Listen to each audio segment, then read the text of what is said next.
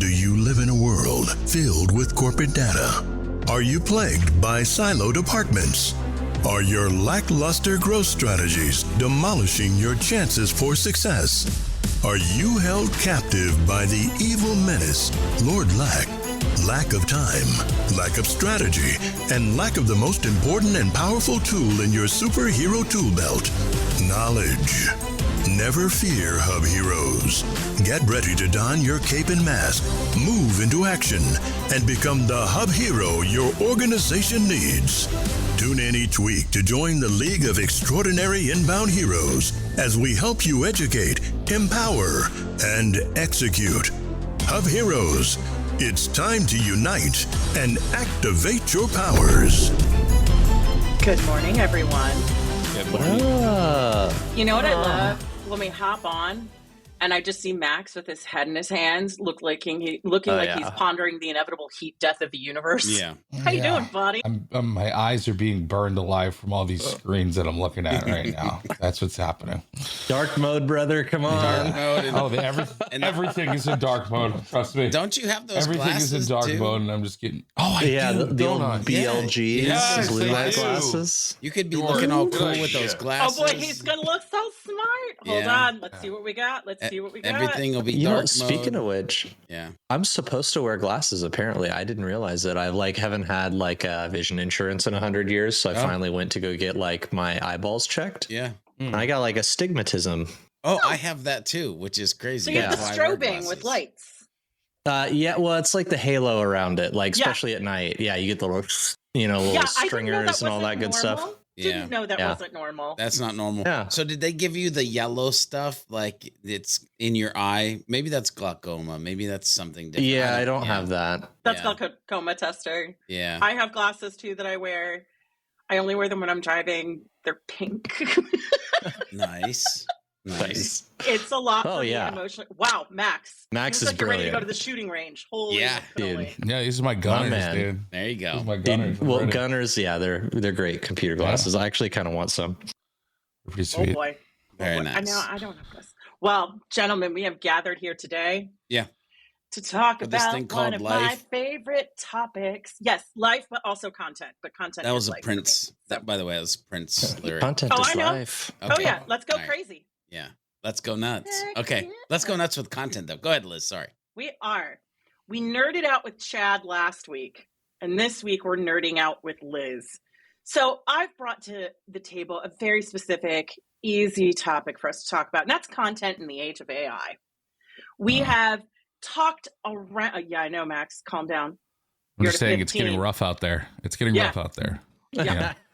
And for this audience in particular, I think it is critical that we talked about it. So we've talked about content in the context of the new HubSpot Content Hub, some of the tools, but it has been a very long time, years even, since we've circled back to content just as a strategic mechanism for inbound practitioners. Because back in the day, content was the engine, right? We had blog posts and pillar pages and lead magnets and SEO, and it all used to work if you were creating helpful human content, right? If you knew the questions your buyers were asking and you were creating helpful human content, you would see that cute little hockey stick growth, right? Now, one is panicking, and not necessarily for unfounded reasons. We're all seeing organic traffic starting to tank. Everybody has conflicting opinions about how and when you use AI. I am literally bleeding from my eyeballs the way Max is this morning every time I read quote unquote human content that looks like it was written by a robot learning to love. So we're talking about G and what it should look like today, because we are in an industry where one shift in the wind and people are like, blogging is dead. SEO is dead. The internet is dead. We are so quick to call things dead. Can you imagine? I know. If the internet was dead? Let's go with something less dramatic. Every year there's a hit piece about how SEO is dead. I'm like, okay, so you're telling me that we all collectively woke up and decided we don't want to search for things on our little computer boxes and our phones anymore? No, we just changed how we do it. So that's what we're talking about today. yes, AI is forcing a lot of changes. AI is creating a lot of downward trending in a lot of our metrics. And so is content dead? I don't know. But George, No. I want to start with you. Yeah, I know. Spoiler alert. But I'm curious, George, I want to start with you, and obviously Max and Chad chime in afterward. In your opinion, does content still matter? With AI dominating search and traffic across the board, is content still worth investing in? Well, yeah, I think content is definitely worth investing in. Content is still the fuel. It just so happens that it's the fuel for humans, or hang on, for Thank you. There we go. We right didn't out have the one gate, last by the episode. way. But it's also the fuel for AI, because that's the thing we need to figure out. Like, yeah, this number's going down, but are you paying attention to these numbers that never existed or actually going up? Meaning, are you looking at like your HubSpot sources for Perplexity, ChatGPT, Gemini, like all of these things? Because when I say it's the fuel, content is the fuel for AI, like large language models, they're going to quote, they're going to cite, they're going to learn from these authoritative pages, these authoritative websites, hopefully your website.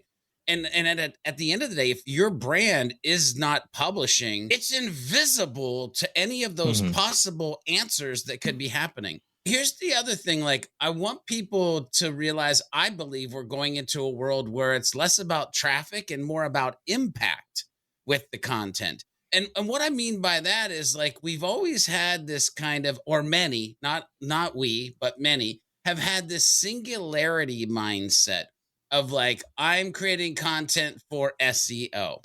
And for a long time, I've had this thing where I've talked about this narrative, like SEO and sales and social, and it was like the three-pronged approach. However, I just got done finishing creating a piece. It's not live to the world yet, but I created a piece of content that it's literally the 5S content framework, where I talk about sales, I talk about SEO, I talk about Surfaced. By the way, Surfaced is AI, social, and then supporters. Because here's the other thing is, while your traffic might be down, look at your referrals. Is your referrals up from the trust? Is your AI up from the actual sites in the quotes? And so, like, it's not as if it's gone, but is it just replaced? And do the math of the replaced combined with the traffic to see where you're at. Anyway, at the end of the day, Liz, does content still matter in 2025? Yes, you have to have your own assets. You have to be your own thought leader. You have to be able to get content to go to your email list, to your communities, to put into your gated resources. Like, all of this is still strong when you're trying to attract, when you're trying to retain, when you're trying to like build trust and reciprocity. Content is still the engine and still important. You know, the other thing I have to chime in here with is that when we have the conversation about content, we have this habit of only focusing on one part of the flywheel or the funnel, right? Yeah. We are obsessed because I think it's the vast majority of the content that people create. It's also where we see the uptick in organic search traffic. But some of the most impactful, to your point, impactful content that we create is closer to the bottom of the funnel. Yeah. Now, George, I want to take you and I back to a conversation we had at the very end of last week with one of our clients. Yep. Where we showed them sales emails that were going to be going to prospects. Yeah. That included videos that were about content topics, like what is the ROI of X? What is the benefits of Y? Yep. How do you solve this particular problem? And then it also links to content we have published. Then there are case studies. Then there are any of those decision-making and sales enablement pieces are equitable, revenue-driving parts of your content strategy. Yeah. And the idea that just because we have to rethink how we're getting found, that we have to rethink how we measure success of content, we are forgetting an entire part of the funnel or the flywheel that is not dependent on search. Yeah. In order for people to get to it. It's funny, Liz, I'll shut up here in a minute so like Chad and Max can throw in their thoughts. But when you said the words, so focused on getting found, something in the back of my cranium jumped up and was like, but they should be focused on staying relevant. And there's content that keeps you relevant, like you're at least in the conversation. Anyway, Max and Chad. I think it's not like it's like when we say does content matter anymore. I think that was the original question or something along those lines. Mm-hmm. Does content still remember matter? it's like content is the only thing that matters on the internet. Content's the only thing that's on the internet, right? Like we go to the internet to consume content through the internet. Like that is as a fundamental fact. Just like lungs breathe air, humans breathe content on the internet, right? Like there's no way around that.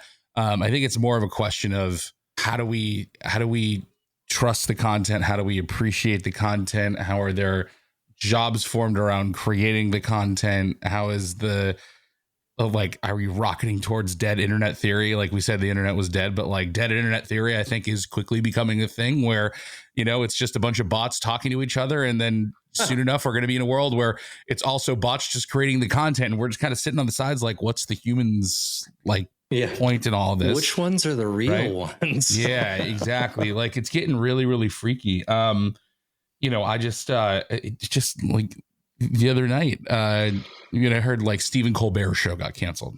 Right.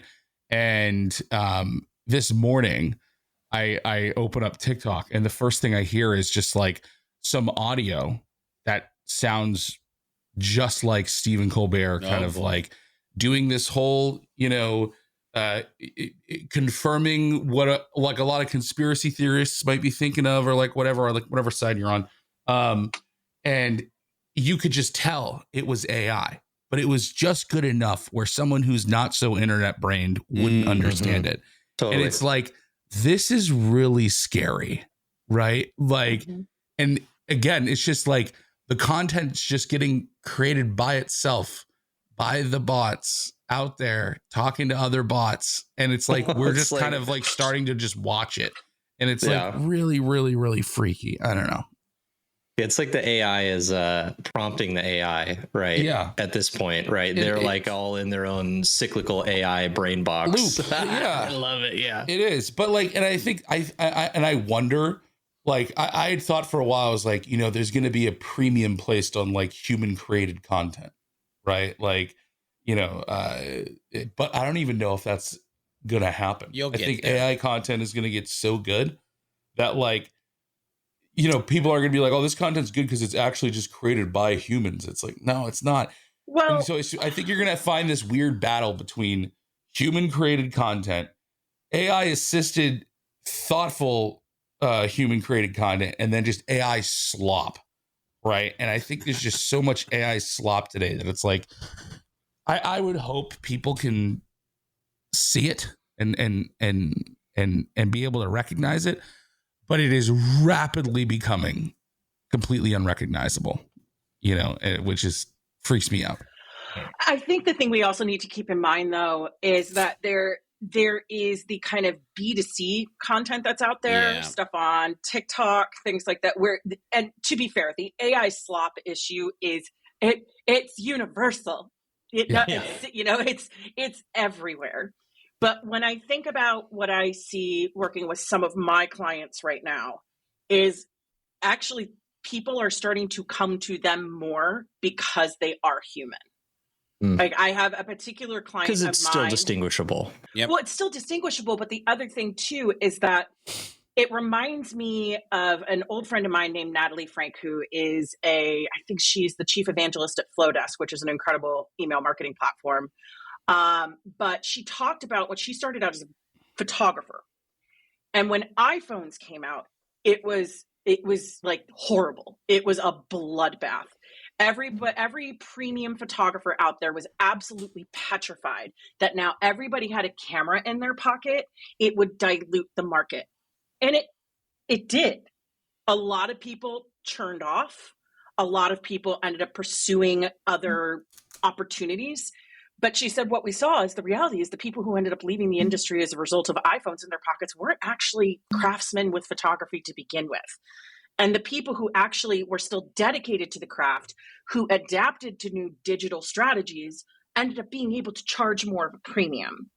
And I'm seeing that with myself now. And I'm definitely, do I have some AI assistants poking around in some of my parts of my process? Absolutely. Of course. But I'm still a human first should. content. Yeah. Yeah. So we started to dig into this a little bit, but I'm going to throw this question out to the group. So what has actually changed about content strategy, right?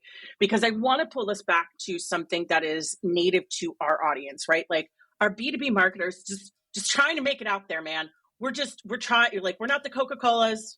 We're not the Duolingos, although I guess we're not really trying to be Duolingo anymore.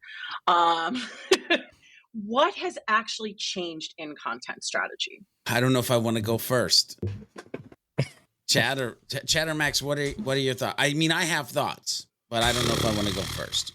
I mean, I think the way you evaluate how your competitors are leveraging it is a new thing that you need to do that wasn't in the inbound handbook when I got into all of this, right? Mm-hmm. Because you might have some direct competitors that are absolutely shredding it with, maybe some good AI content. Maybe they are going full bore on like some AI slop and it's working, like depending on how well your audience reacts to that kind of stuff. Right.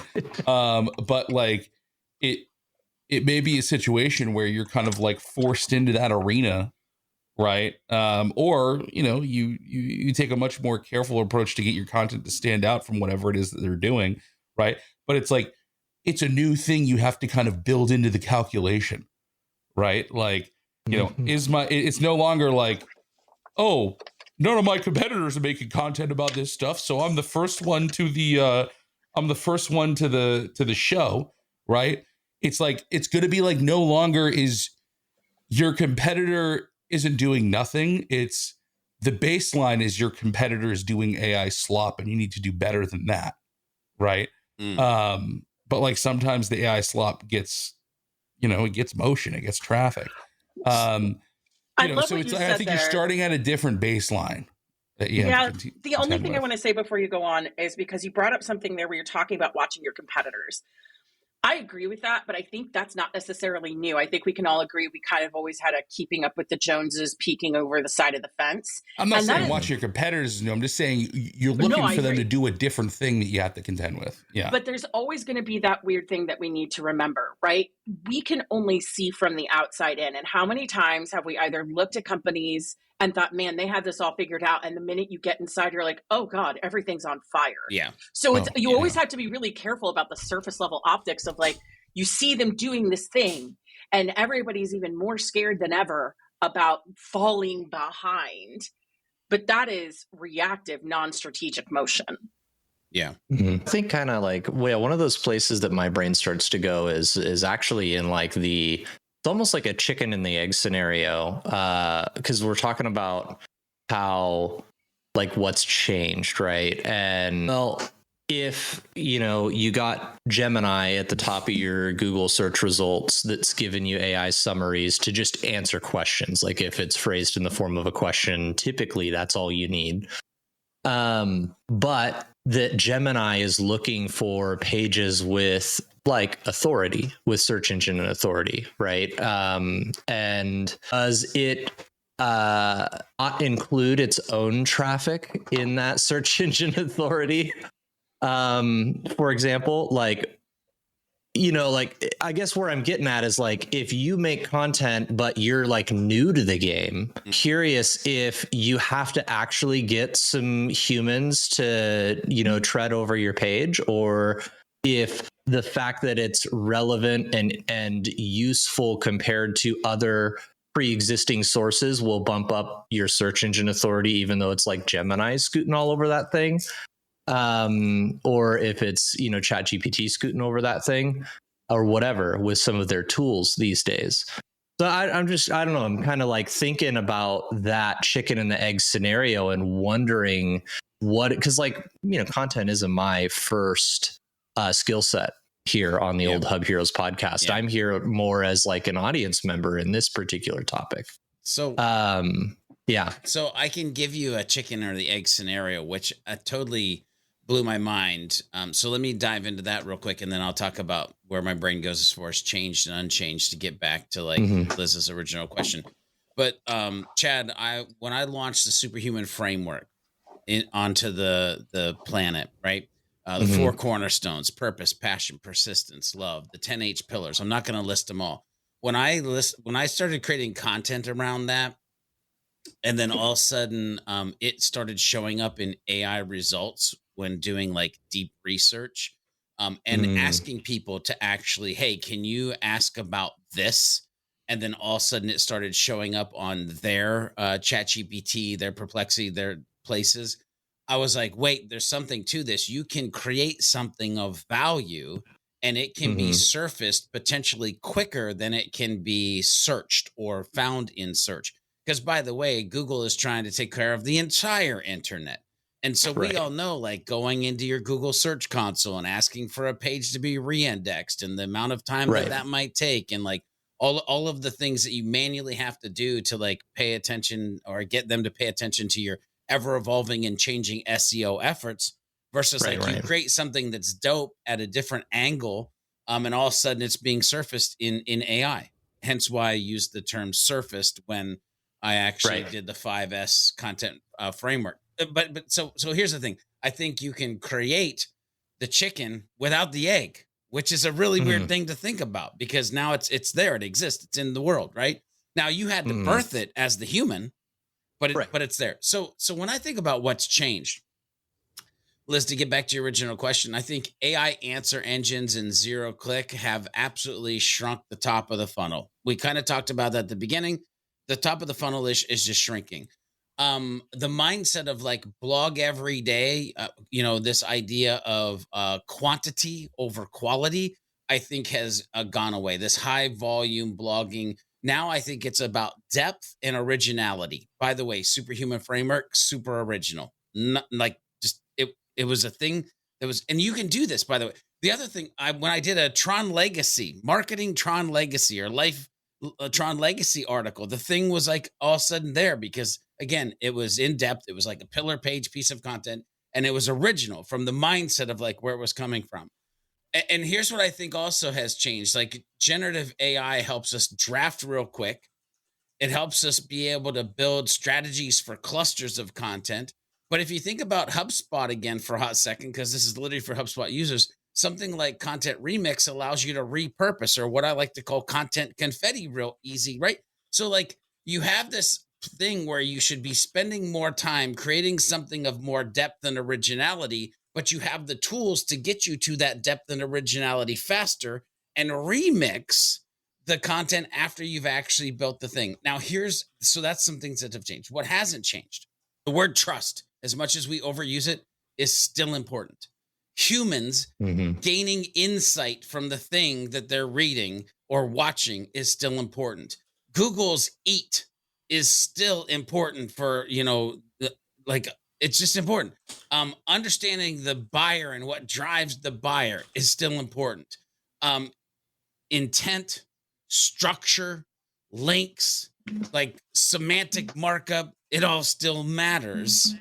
I would even throw the word out here. If you're not paying attention historically to schema matters. I'm going to get real nerdy, like for AI, FAQ schema, like things like that you're paying attention to. But strategy still matters. Tactics, like content. And again, I'm not trying to be a homer of they ask you answer. I'm not saying that I'll forever love Marcus Sheridan because we had this like magic moment in time. I probably will, because he's just a good human. But like, it must be mapped to the buyer's pain points and their business goals. Like that, those things haven't changed. I don't think they'll ever change. If you just focus on like trust and human insights and best practices of structuring and paying attention to the humans that you're actually serving and the goals that they're trying to achieve, then it doesn't matter if it's SEO, if it's social, if it's surfaced, if it's any of the 5 S's that I like to talk about. I love that. It also it reminded me of something. When we think about what people are running into on their new SERPs, right? So our search engine results pages, I was having a conversation this past weekend with some other marketers, and we were talking about the fact that, like, dude, that AI preview panel is garbage. It's usually wrong. It gives you factually inaccurate data. And somebody said to me, yeah, it feels very old school. I actually now don't trust anything on page 1. I'm only taking a look at stuff that's on page 2 or 3. Like, the tech companies have been in this arms race to AIify everything to the point where people are like, yeah, so I'm not going to trust any of this, and I'm going to do more due diligence to make sure that what I'm getting is accurate. Even in their little chat GPT boxes. Literally yesterday, I was like, what year is it? It's like 2023. Whoopsie. Whoopsie. It's just little things like that. So what mistakes are people making right now because they're trying to apply old content rules to this new AI-shaped ecosystem we're living in? I will just pick on somebody. Maximus. Wait, what's the... I missed the... Sorry. Common mistakes. No, I'll cut this part out. What are the common mistakes? What are the mistakes people are making right now because they're trying to apply old content rules to a new AI-shaped ecosystem? Well, I mean, I think the old content rules are blog, SEO, SEO, right?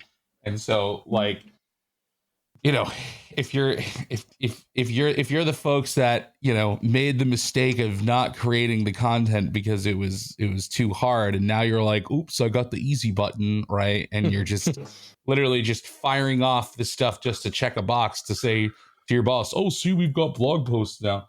Right. I think that's probably a big mistake, right? Because chances are you're generating some trash and not really paying attention to what you're putting out there. Right.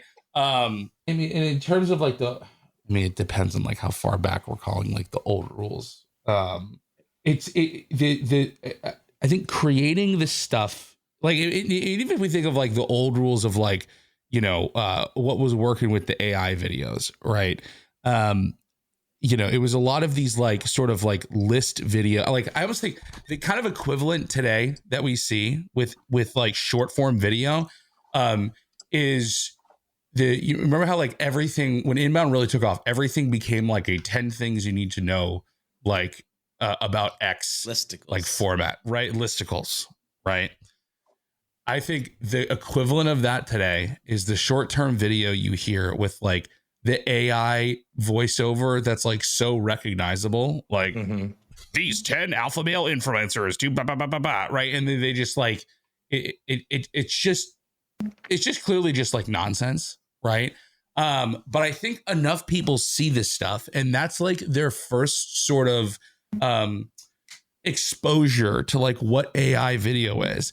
And then there's 38 different like tools out there that build this stuff for people with like a single click. And I think it's probably pretty tempting for marketers to kind of like go down that path because they've been told by somebody that they need to embrace AI and use AI in their marketing by their higher ups when they don't even really know what that means to do in a thoughtful, creative or intentional direction. Right. So I think, again, like just like we had tons of marketers go, oh, I know I got to write blog posts and everyone's doing listicles. I got to do that. I think that would probably be like a very similar kind of 2025 mistake, in that all you do is just like kind of what you're seeing everyone else do, which is these very weird voiced over listicle like videos. You know, don't do that. Please don't. So that's the slop that we want to avoid. Yeah. So I think there's a couple of things I want to kind of jump in here, and then Chad, you go with it where you want. But I'm gonna put my hat on here for a hot second. I think people are still clinging to vanity metrics, traffic, and conversions. And I would really want them to pay attention to influence and conversations, like, and how do you map those? And again, I'm talking very much of like business to business or business to human, like type content. I'm not talking about the Stephen Colbert or the like, you know, how to XYZ your tomato in your kitchen or whatever. Like I'm not talking about that kind of stuff. I'm talking about relevant stuff. So clinging to those vanity metrics and not being able to like figure out how it's influencing the actual pipeline And when I say that, I'm literally talking about the process of like selling the products and serving the humans. I think too, and I alluded to this earlier, a common mistake that's happening is people are not paying attention to the new norm or the need for structure, schema, FAQs to give that like AI visibility. Some people are like head in the sand, not understanding how do I actually get things surfaced. And that just needs to be like, I would tell you, spend ample time doing research on how to actually get the content that you may already have, even optimized for that AI. Because by the way, many of us or many of you listening or watching this have been creating content for years, and maybe it's a nice little schema and some FAQs that needed added to an article that was already ranking fine for search, and now all of a sudden, boom, it's getting surfaced in AI. So like we've talked about historical optimization for SEO, but how about now historical optimization for AI? Like that literally is a thing that you should be paying attention to. And last but not least is like, and Max alluded to this, but don't hit the like here's the first draft, publish. Like no, like you got to focus on your brand voice. By the way, if you don't have a brand voice, you have a bland voice, and no human wants to hear a bland voice. So your brand voice, by the way, if you haven't listened to our like data sources conversation and historical episodes, and you haven't gotten your brand voice set up in HubSpot, like this is a nice little juicy way to go from default draft, add a little humanness, put it in HubSpot, add your brand voice on top of it.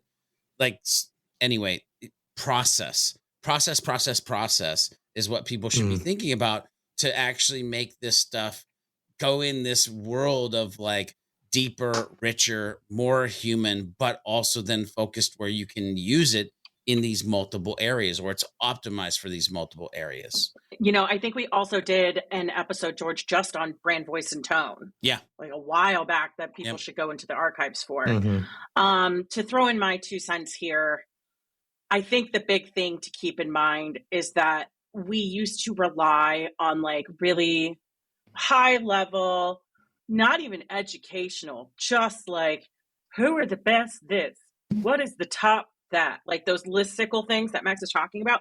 That's not how you're going to differentiate yourself. I regret to inform all of my beautiful CEOs and owners and marketing leaders out there, you actually have to do thought leadership now. You have to have real opinions out loud. You have to solve real problems, not imagined ones. You have to stop clutching your secret sauce so close to your vest that nobody knows there's even a bottle of Tabasco under there, right? Like we need to stop hiding from content. Now, the thing is though, as we've been having this conversation, there has been a nagging thing in the back of my mind where I know there are some listeners out there going, it was already hard enough to prove the ROI of content when we had the tools, when AI wasn't stealing all of our traffic. And now you're telling us that we have to measure it and rethink how we measure the power of content through nebulous metrics like influence, right? Like how do we actually measure that? And so that's a question. I think what gets really tricky about this conversation is that we don't have the answers to that. We don't. We simply do not.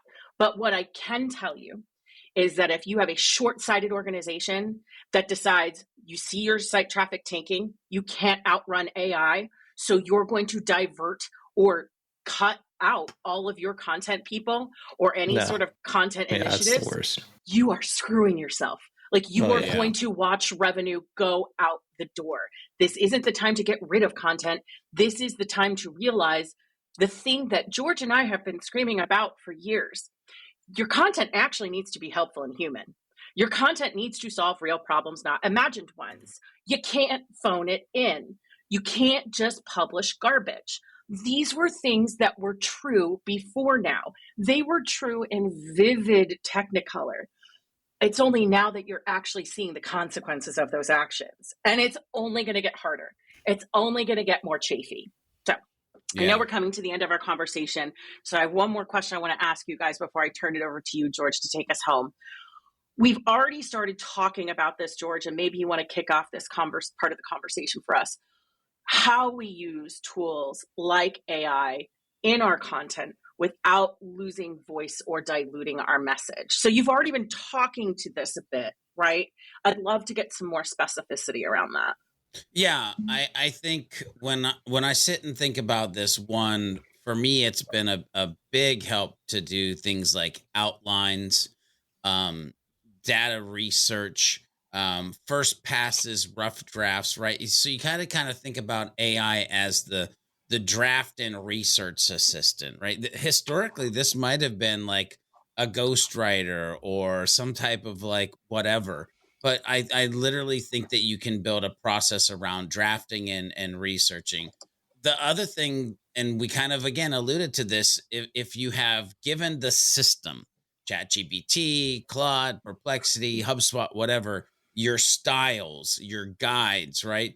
If you've given it examples of top performing pieces, and you've aligned it so it can maintain your tone, now you're using your human brain for the research that you want to gather, for the outline that you want to create, for the draft that you're going to build, to then be able to give it into a system that understands what historically has worked or been working, which you might have to like kind of remanufacture that as you kind of move forward, because different things are going to work over different time frames.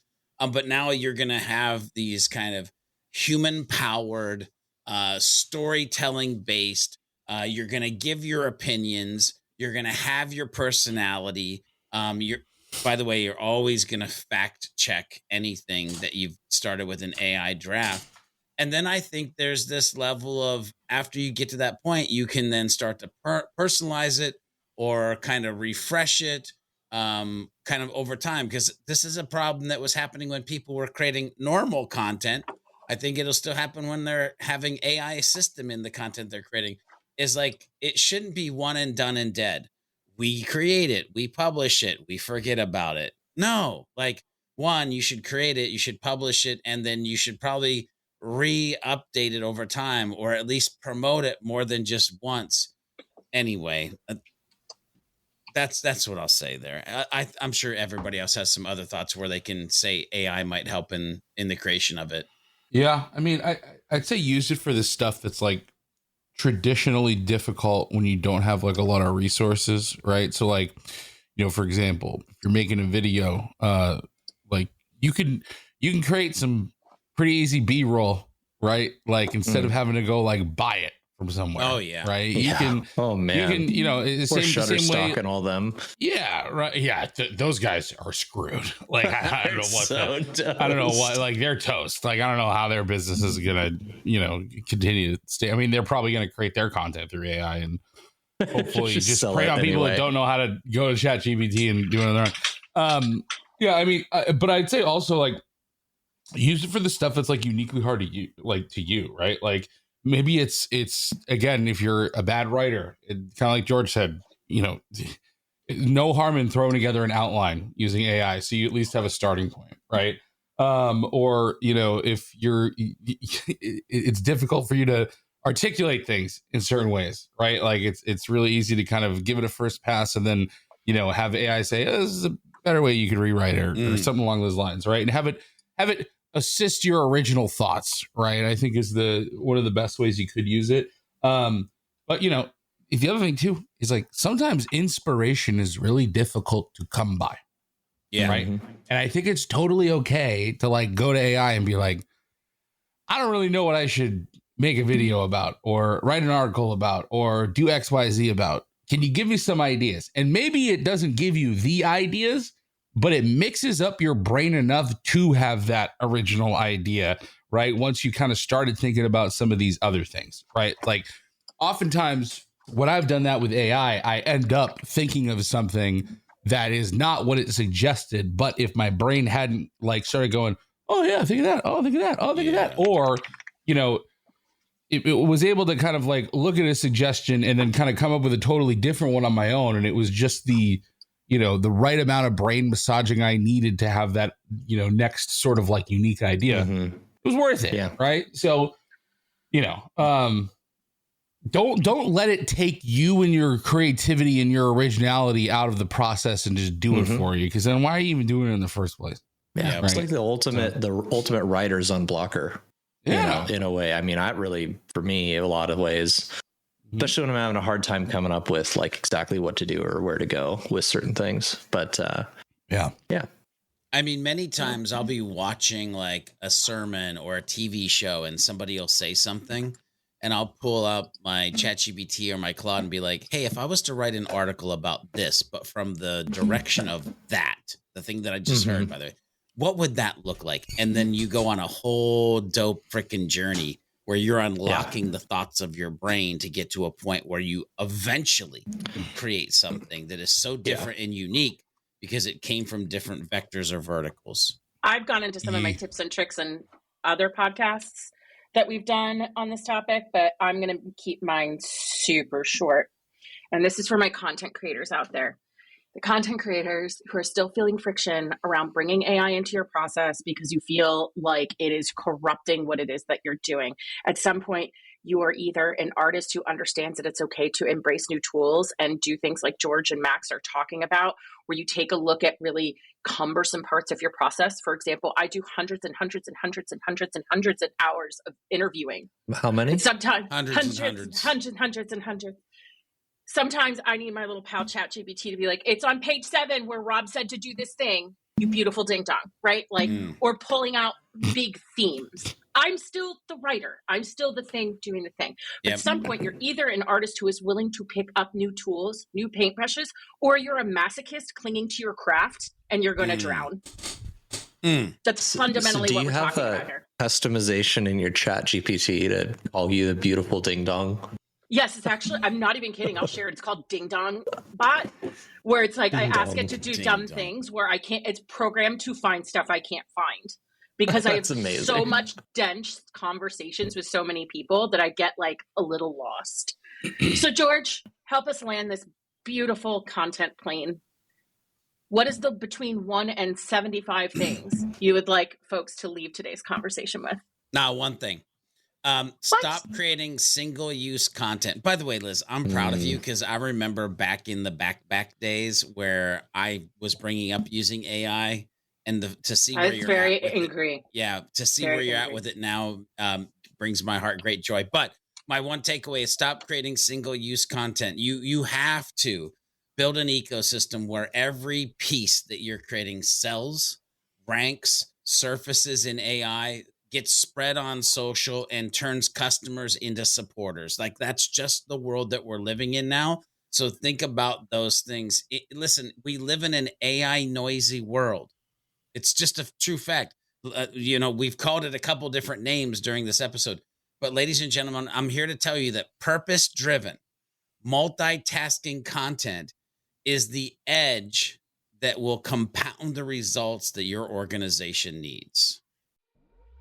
Okay, Hub Heroes, we've reached the end of another episode. Will Lord Lack continue to loom over the community, or will we be able to defeat him in the next episode of the Hub Heroes Podcast? Make sure you tune in and find out in the next episode. Make sure you head over to thehubheroes.com to get the latest episodes and become part of the League of Heroes. FYI, if you're part of the League of Heroes, you'll get the show notes right in your inbox, and they come with some hidden power-up potential as well. Make sure you share this podcast with a friend, leave a review if you like what you're listening to, and use the hashtag HubHeroes Podcast on any of the socials and let us know what strategy conversation you'd like to listen into next. Until next time, when we meet and combine our forces, remember to be a happy, helpful, humble human, and of course, always be looking for a way to be someone's